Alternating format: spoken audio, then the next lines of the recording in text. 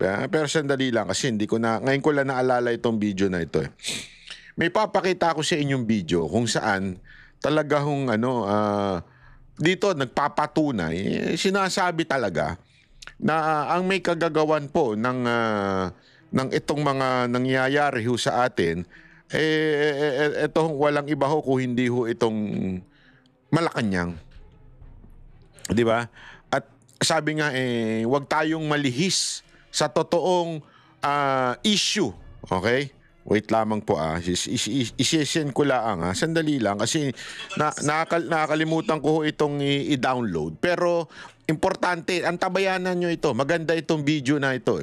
Ito kasi talaga yung nagpapatunay na alam mo, ito, nagsalita na.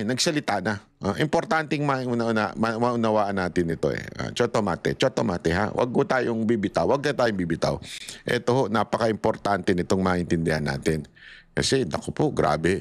Alam mo, ngayon, ang nangyayari, ang kanila ho talagang ginagawa ay sinusubukan nila talagang pagtakpan ang totoong mastermind ng mga mastermind dito sa di umanong sindikato sa korupsyon. Okay? Ito, papakita natin. Chotomate. Dali lang. Ito, maganda ito Maganda ito. Ito. Mula ho dito mismo sa dating Senate President. Maganda itong sinabi ni dating Senate President na wag daw talaga tayo magpapalinlang dahil ito ho ay wag tayong lumihis. Ito. Wait. Ba't nangyari doon? Ito. Wait Okay. Pasok. Nagbabala si Senator Francis Cheese Escudero laban sa mga tinatawag niyang calculated diversions na anyay naglalayong ilihis ang usapin at agad linisin ang pangalan ni House Speaker Martin Romualdez sa gitna ng bilyong-bilyong pisong flood control scandal. Ayan na, tinukoy na. Martin Romualdez talaga. Nililihis tayo yung pagpalit ng pagpalit ng Senate President. Tapos yung pagpalit ng Speaker of the House, panlilihis yan para makaiwas. Tapos ang dinidiin nila ngayon ay etong si Zaldico. Tapos may balak pa silang idiin to si Cheese Escudero para talaga malihis doon sa tunay na salarin o tunay na mastermind. Nako, pinaniniwalaan ko talagang tunay na mastermind dyan at pinaniniwalaan din ng iba. Walang iba kung hindi si Romualdez. Ako, hindi lang si Romualdez. Pati si Bongbong Marcos, mastermind dito sa mga katarantaduhan na ito. Sa tingin ko lang naman. Ng senador, huwag maligaw ang publiko sa gitna ng aligasyon ng ghost projects, substandard infrastructure at kickbacks. Si Troy Gomez, magbabalita. Nagbabala si Senator Francis Cheese Escudero laban sa umano'y mga pagtatangka na ilihis ang issue at linisin ang pangalan ni House Speaker Martin Romualdez sa kontrobersyal na flood control scandal. Ayon kay Escudero, hindi dapat baligaw ang publiko sa gitna ng malalaking anomalya sa pondong bilyon-bilyon. Ayon kay Escudero, maliwanag na may orchestrated effort para i-divert ang usapin at agad na absueltuhin si Speaker Romualdez habang itinuturo ang iba bilang salarin.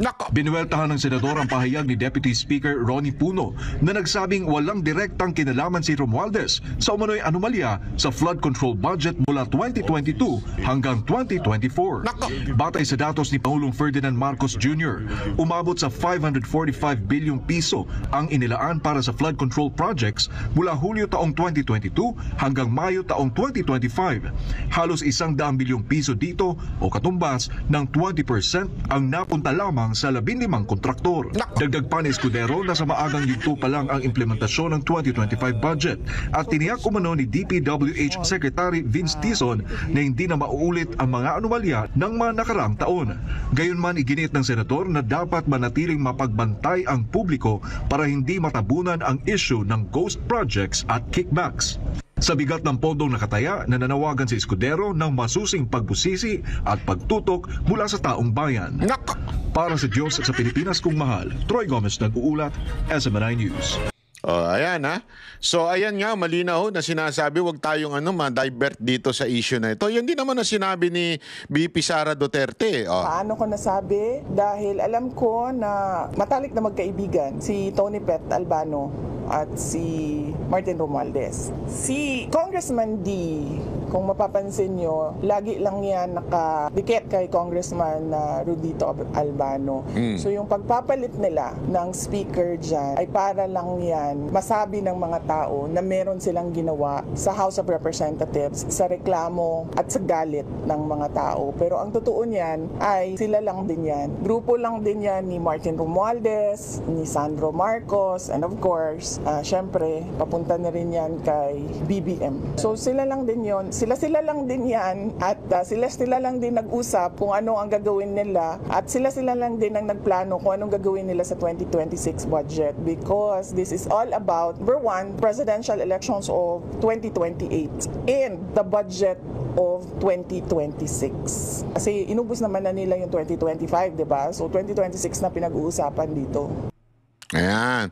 So ayan nga po, malinaw na sinasabi rin ni VP Sara Duterte na talagang ito ay yung pagpapalit ng speaker ay isang kalokohan lamang.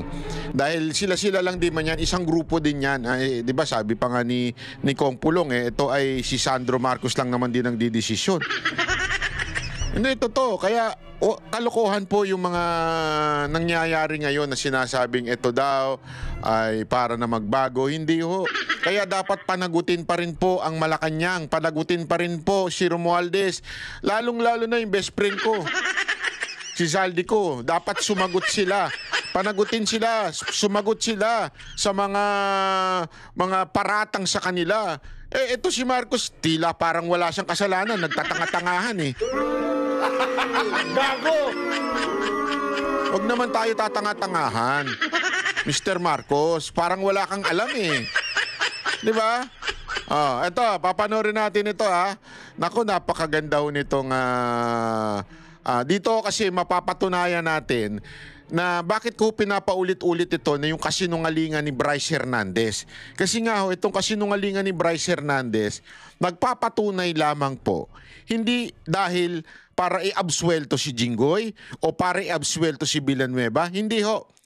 Etong kasinungalingan ni Bryce Hernandez, nagpapatunay lang doon sa sinabi ni Marcoleta na talagang inutusan itong mga ito na magpangalan ng mga senador para makaiwas sa totoong mastermind. Yan ho yung mga magnanakaw nating congressman at itong mga corrupt nating mga congressman at higit sa lahat yung pagbanggit kay Romualdez at kay Zaldico para ilihis doon. Yun ang gusto nating patunayan dito. Hindi natin gustong patunayan dito na si Jinggoy o kaya si Villanueva ay malinis. Hindi yun. Ang punto natin dito, ito mga to, sinungaling ito. Kaya nagpangalan ng mga senador. Pakita natin Engineer Bryce, anyway, mukha naman kayong Batman and Robin ilang beses din yung tinawagan si Sally Santos ngayong September. Tinawagan niyo ba, Engineer Bryce?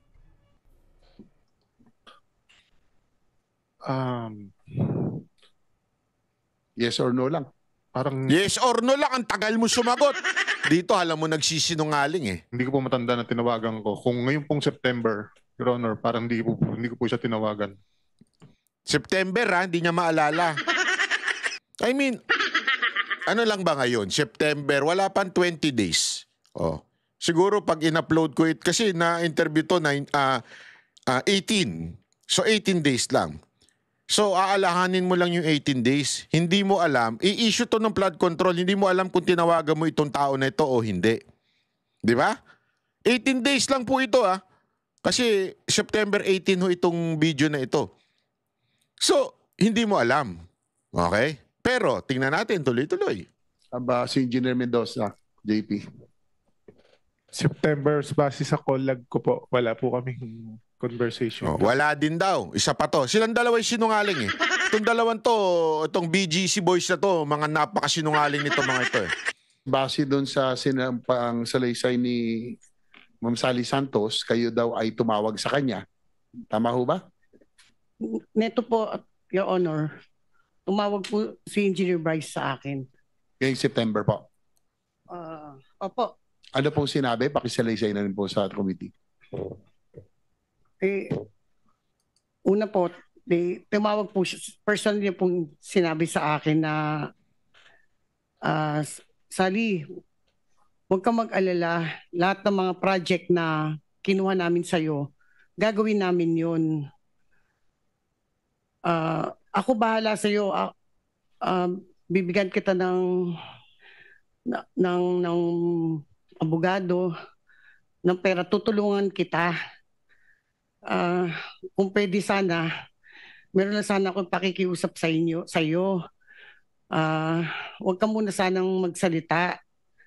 Tapos ituro mo sa amin, 'di ba yung pera kinukuha namin sa iyo. Pwede ba makiusap?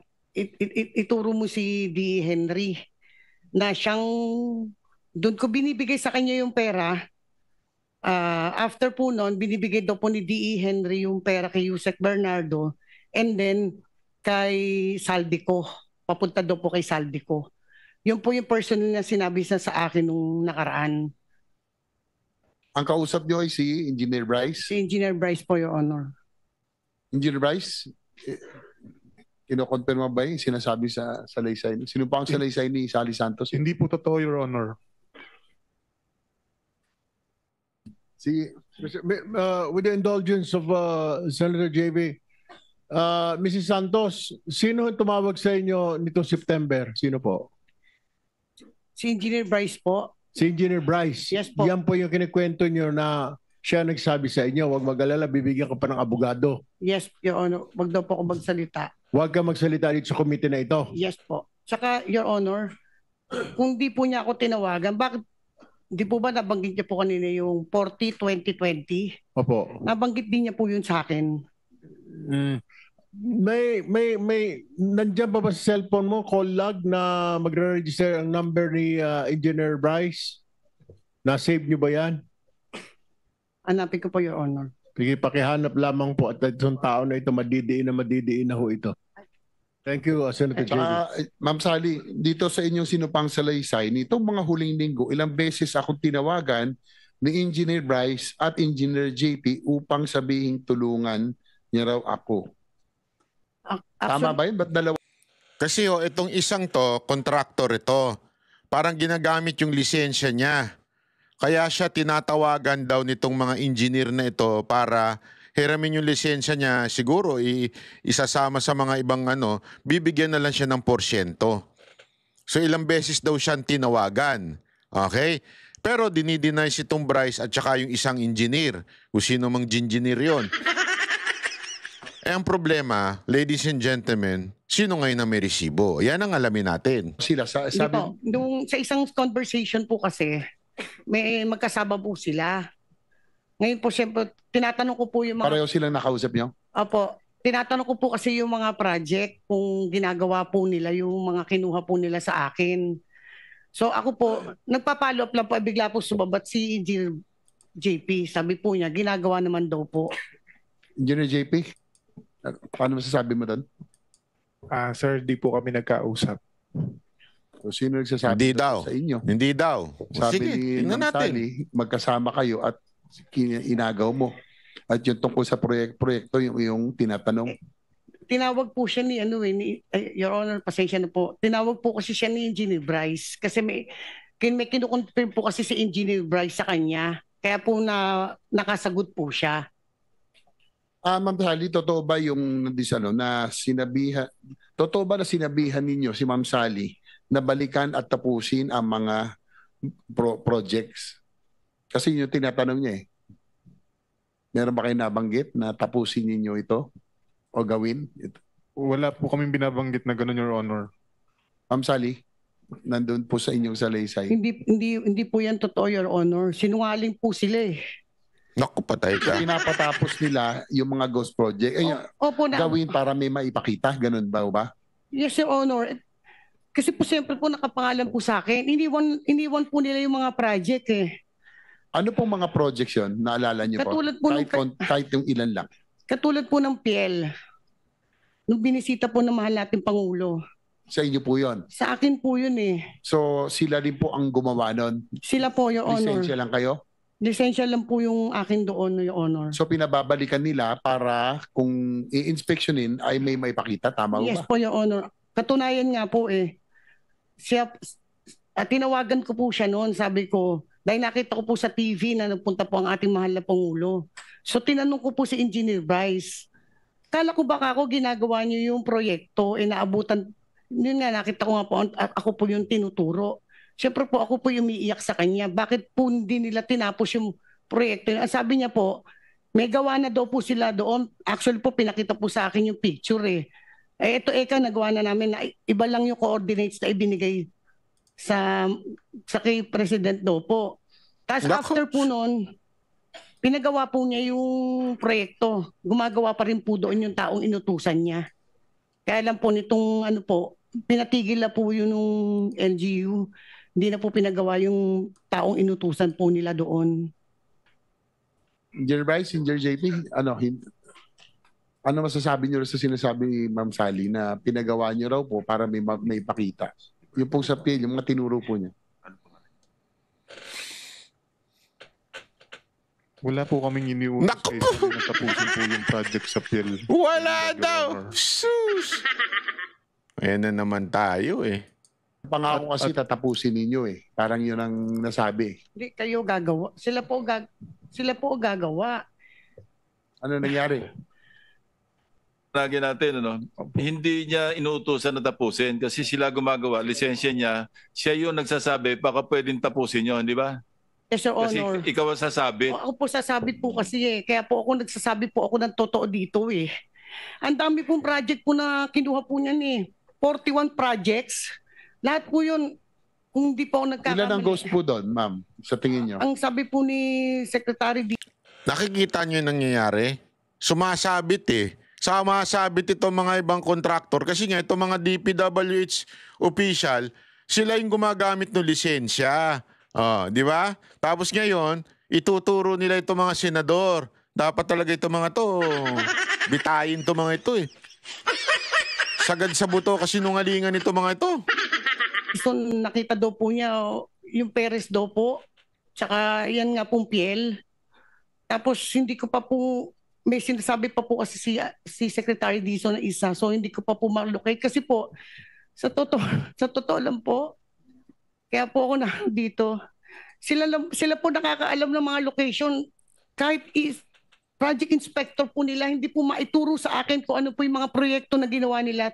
Grabe. No? Sabi po sa akin sa opisina, hindi namin alam kung saan nilagay nila Engineer Bryce at Engineer JP lahat ng project mo. Pero tinuturo nila yung si Alcantara, yung parang pinaka-head nila, no? Pero sila talaga yung ang hilig magturo eh. So kahit ako po mismo contractor, hindi ko po malocate yung mga proyekto po na nilagay po nila na yan. Wala po maituro po sa akin ng mga inspector nila. Senator JB. Mr. Chair, before, it's been a long day, pero bago tayo magwakas siguro, para lang just to prove yung kung sino nagsasabi ron kila Ms. Santos at between the dalawang engineer, kay Bryce at kay JP Mendoza, meron ho tayong nakuha ng pwede pa-display, palagay sa monitor. Ito pa yung mga call logs nila between... Huli.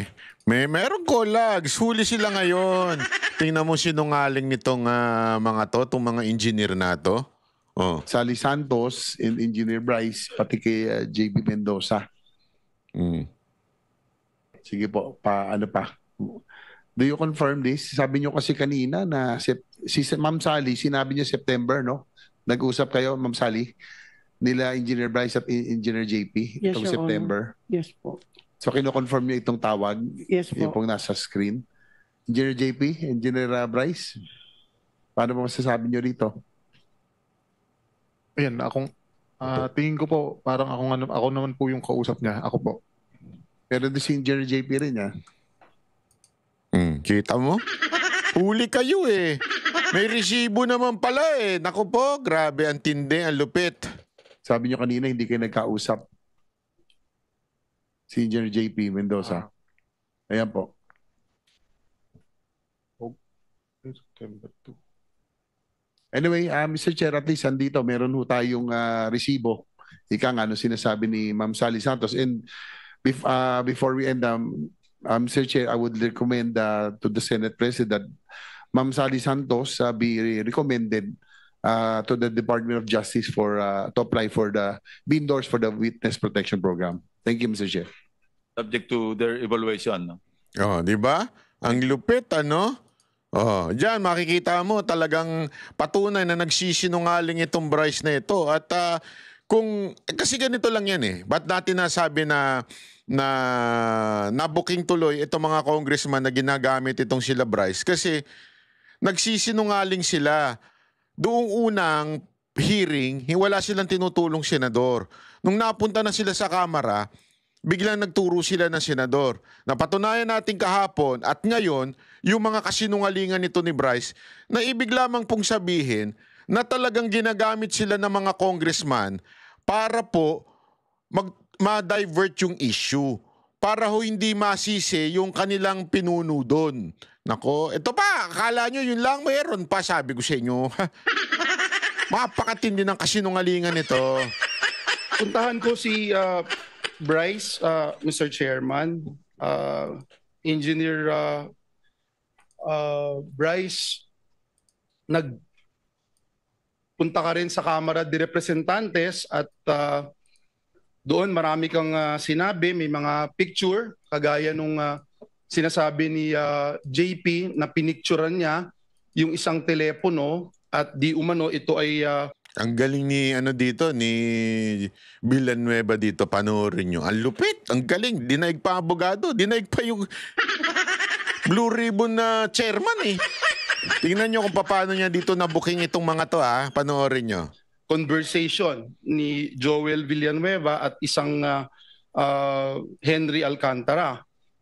At nakakalungkot man na kahit ito'y isang picture lang from a different phone, parang tinanggap na gospel truth doon sa camera, no? May ipapakita rin akong picture sa iyo, Bryce.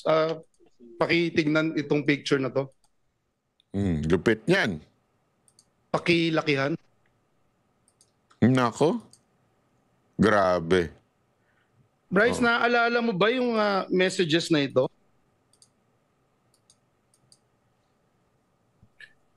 Your Honor, ngayon ko lang po nakita yan.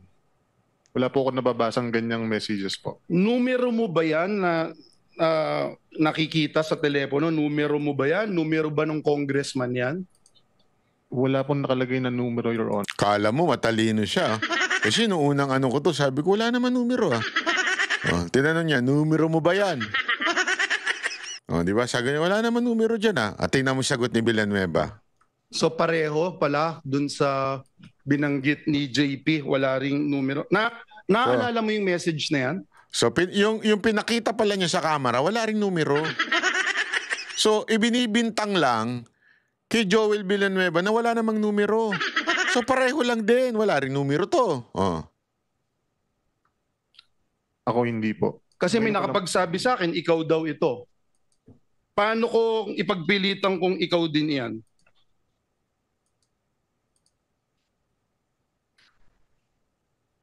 Nasa sa inyo na po yan, Your Honor. Pero hindi ikaw yan. Hindi po. Babasahin ko lang, Mr. Chairman, nakalagay dito, Congressman Bryce, idiin mo si Sen. Joel dito. Bryce sumagot, basta kayo na bahala sa akin, batchmate. Huwag nyo lang akong ibalik. Batchmate?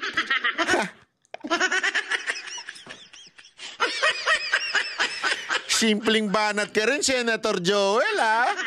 Anong batchmate? So para mo sinasabi yung batchmate niya sa Kamara, yung isang chairman doon. Ikaw, Senator Joel, ha? Sino ba yung batchmate doon? Yung nilabas ni Jinggoy? Na congressman? Nakabatch ito? Yung ba tinutukoy mo dyan? Simpleng banat, ha? Senate. Mr. Chairman, if we rely on pictures, anyone can claim anything. And let me show how easy it is to fake this one, Mr. Chairman. Tingnan nga natin. Nako, alam mo, mali ang ginawa mo, Senator Villanueva. Dahil yan, binigyan mo ng palusot yung mga nangangaliwa, yung mga nangangalunya na may mga bet ka.